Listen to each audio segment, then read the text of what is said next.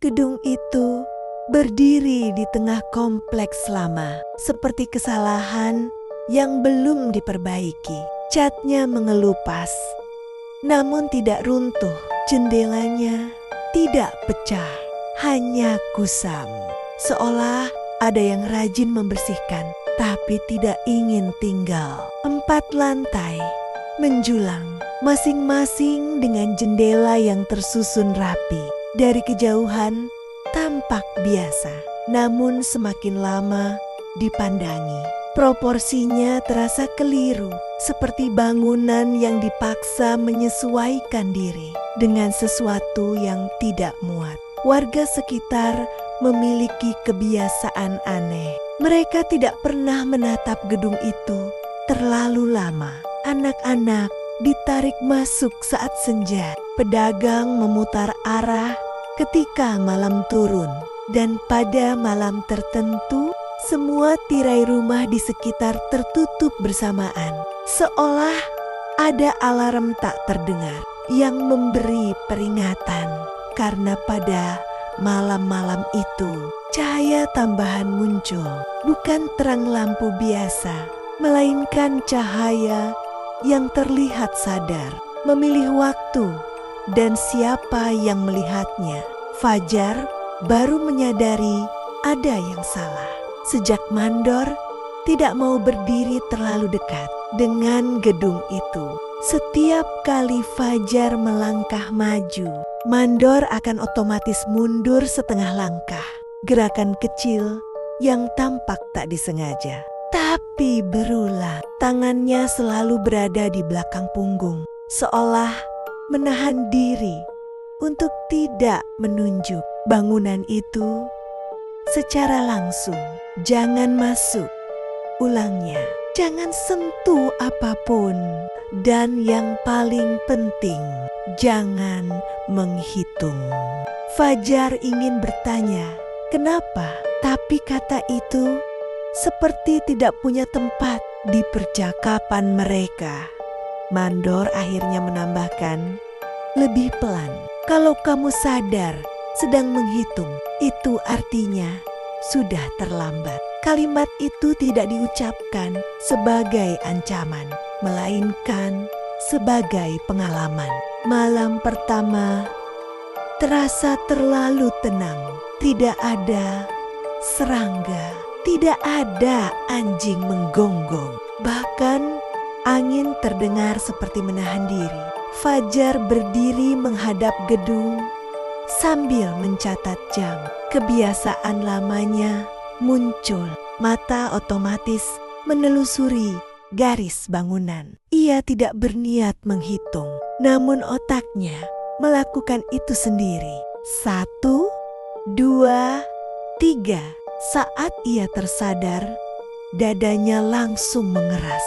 Ia berhenti di 13. Detik berikutnya, satu jendela menyala perlahan, seperti mata yang membuka dengan sabar. Jendela itu tidak berada di tempat logis. Radio di pinggangnya berdesis, seolah napas seseorang tertahan di ujung frekuensi. Jangan lihat lama-lama. Fajar mundur. Jendela padam, namun rasa diperhatikan tidak ikut hilang. Malam kedua, jendela itu kembali muncul. Kini, Fajar yakin jendela itu selalu muncul. Setelah ia sadar bahwa ia tidak menghitung, seolah bangunan itu merespons kesadaran, bukan tindakan. Jendela itu sejajar dengan wajahnya. Ketinggiannya pas, jaraknya intim. Saat ia mengangkat senter, cahaya tidak memantul, seperti menyorot ke ruang tanpa dasar. Bayangan kepala muncul di balik kaca. Terlalu dekat, terlalu diam. Tidak mengetuk, tidak bergerak, hanya menunggu pengakuan. Malam kedua tidak langsung menakutkan. Justru itulah yang membuat Fajar gelisah. Tidak ada cahaya aneh, tidak ada suara. Gedung itu tampak seperti bangunan mati yang akhirnya menyerah pada waktu. Namun rasa ditunggu itu tetap ada, seperti ketika seseorang berdiri tepat di belakangmu, tidak menyentuh, tidak bernapas keras, tapi kau tahu jaraknya terlalu dekat. Pukul 01,17 tanpa suara apapun, jendela itu menyala. Bukan tiba-tiba, melainkan perlahan, seolah membuka mata dengan sengaja. Cahayanya lebih stabil dari malam sebelumnya, lebih hangat, lebih ramah. Di balik kaca, siluet wajah kini lebih jelas. Wajah itu tidak menempel, tidak menggedor. Ia hanya berdiri, tegak, sabar, dan yang paling mengganggu, ia menatap tepat ke arah Fajar. Radio di pinggangnya berdesis. Jangan lama. Fajar ingin pergi, tapi untuk pertama kalinya ia merasa kalau ia pergi sekarang, sesuatu akan kecewa. Malam ketiga, pintu gedung terbuka. Tidak ada angin, tidak ada bunyi. Pintu itu hanya tidak tertutup lagi. Udara di dalam berbeda, hangat dan berat, seperti ruangan yang terlalu lama dipenuhi napas. Lorongnya lurus, namun langkah Fajar terdengar aneh, seolah ada langkah lain yang selalu selangkah di belakangnya. Setiap ia berhenti, Gema berhenti terlambat. Lampu mati total, namun di ujung lorong berdiri sebuah cermin besar, seperti benda yang dirawat khusus. Padahal tidak ada debu dimanapun. Pantulan Fajar muncul. Wajahnya pucat, matanya cekung. Ia mengangkat tangan. Pantulan itu mengangkat tangan juga, namun terlambat sepersekian detik. Di belakang pantulan ada bayangan lain. Bibirnya bergerak pelan, seperti orang tua mengajari anak kecil menghitung. Radio menyala sendiri. Suaranya pecah. Ciga beles. Cermin retak perlahan dari tengah. Retakannya tidak tajam, melainkan melebar, seperti mulut yang membuka. Dari retakan cermin, tangan-tangan hitam keluar. Kulitnya kusam, jari-jarinya terlalu panjang. Mereka bergerak seperti tahu apa yang harus dilakukan. Satu jari terangkat. Fajar merasa dadanya ringan. Bukan lega, melainkan seperti satu kenangan ditarik keluar. Dua jari, ia lupa suara ibunya. Tiga jari, ia lupa kenapa ia bekerja di sana. Saat ia sadar, ketakutannya bukan lagi pada makhluk itu, melainkan pada fakta bahwa ia mulai tidak keberatan kehilangan sesuatu. Fajar berhasil keluar. Pintu menutup di belakangnya dengan bunyi berat, bukan dibanting, melainkan ditutup dengan kepastian. Di luar, jendela itu menyala terang, kini terbuka. Di baliknya berdiri Fajar lain. Versi itu lebih kurus, lebih pucat, matanya kosong namun tenang. Ia tersenyum kecil, tangannya terangkat menunjukkan angka ke-14. Bukan ancaman, bukan paksaan, tawaran. Tawaran. Ada sesuatu menarik Fajar, bukan fisik, melainkan dari dalam dada. Janji itu terasa jelas tanpa kata. tidak perlu takut, tidak perlu berjaga, tidak perlu mengingat. Satu langkah maju, kakinya terasa ringan, kepalanya sunyi. Ia hampir lupa bahwa ia pernah takut. Hampir. Di tengah sunyi itu, satu doa melintas. Tidak runtut, tidak sempurna. Hanya potongan kalimat yang pernah ia dengar sejak kecil. Namun doa itu tidak meminta apapun. Ia hanya menyebut nama Tuhan. Dan itu cukup. Tarikan berhenti. Jendela berkedip. Wajah di balik kaca berubah.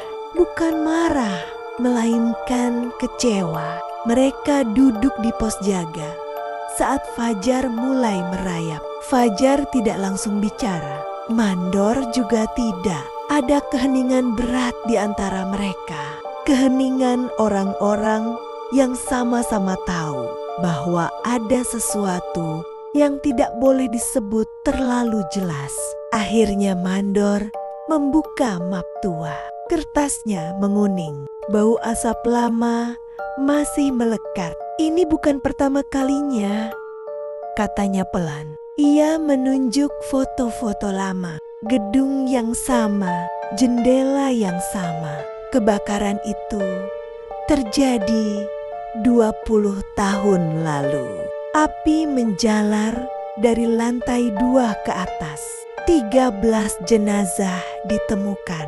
Namun laporan terakhir tidak pernah ditutup karena ada satu nama yang tidak pernah diberi status.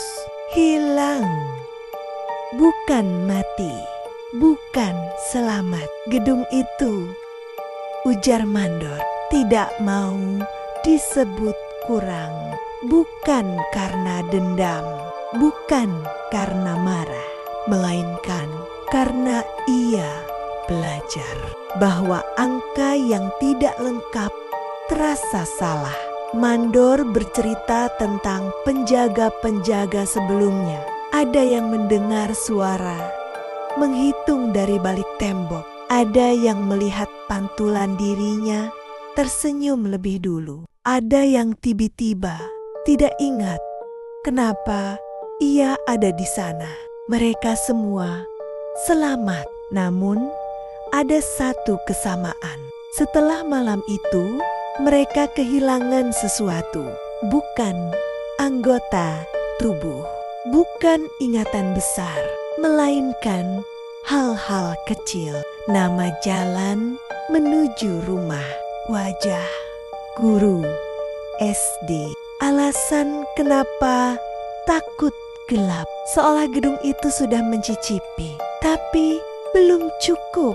Dan malam ini hampir saja di kamar kosnya, Fajar terbangun dengan keringat dingin. Ia bermimpi jendela itu, namun kali ini bukan dirinya yang berdiri di balik kaca, melainkan ruangan kosong. Ia sadar yang ditawarkan bukan kematian, melainkan ketenangan tanpa identitas, menjadi bagian dari bangunan. Tidak takut, tidak berharap, tidak perlu kembali. Itulah sebabnya tarikan itu terasa seperti lega. Dan itu yang paling berbahaya. Seminggu kemudian, Fajar kembali siang hari.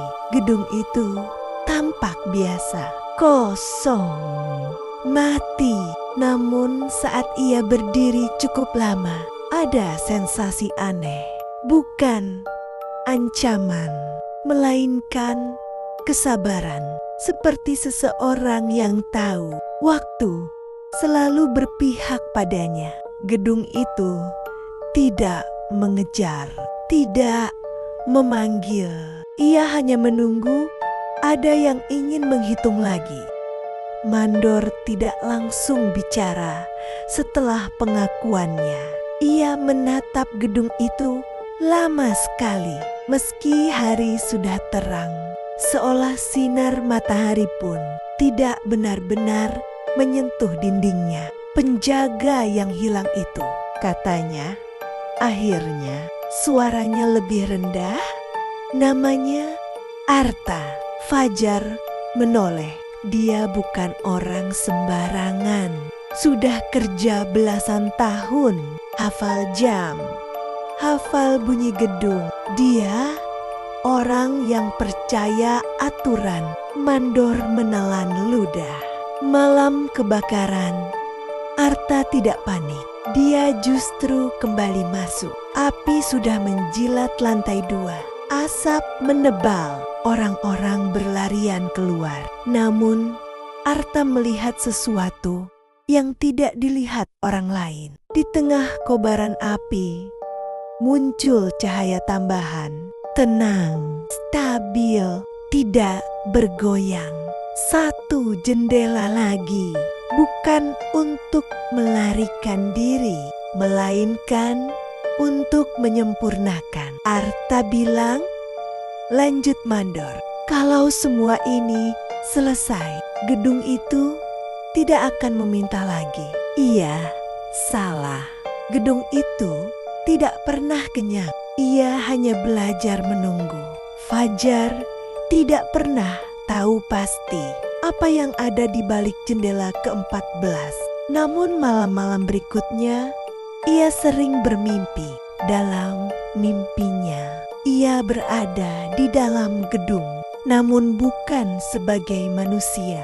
Ia adalah ruang. Ia bisa merasakan langkah orang lain sebagai getaran. Ia bisa mendengar napas sebagai perubahan suhu. Ia tahu siapa yang ragu, siapa yang penasaran, dan yang paling mengerikan, ia tidak merasa takut. Karena di sana tidak ada rasa kurang, tidak ada penantian, tidak ada nama, hanya diam yang pas.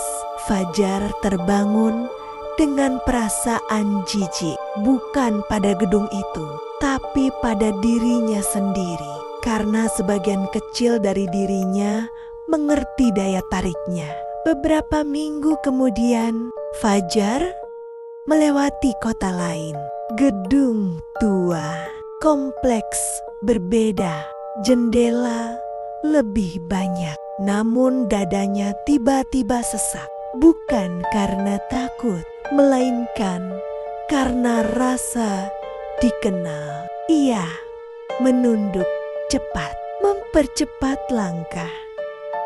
Dan saat ia berani menoleh sebentar, satu jendela di lantai 2 padam bersamaan dengan tatapannya. Bukan kebetulan, Fajar sadar sekali dipanggil, sesuatu di dalam dirinya sudah dicatat. Mandor pensiun setahun kemudian. Gedung itu kembali tanpa penjaga tetap, tanpa papan peringatan, tanpa garis pembatas. Anak-anak muda mulai datang, berfoto, menghitung lantai. Mereka tidak mendengar apapun, karena gedung itu tidak lagi membutuhkan bisikan. Ia sudah tahu manusia akan menghitung sendiri, dan ketika angka berhenti di 13, rasa ganjil akan muncul otomatis. Itulah undangannya. Fajar hidup normal. Ia bekerja. Ia tertawa. Ia menikah. Namun ada kebiasaan kecil yang tidak pernah hilang. Jika ia berdiri di depan bangunan lama, ia selalu memalingkan wajah, menutup satu mata, menghitung napas, bukan jendela. Ia juga tidak pernah menjelaskan alasannya pada siapapun, karena bagaimana mungkin menjelaskan bahwa beberapa tempat tidak ingin dihuni, hanya ingin diisi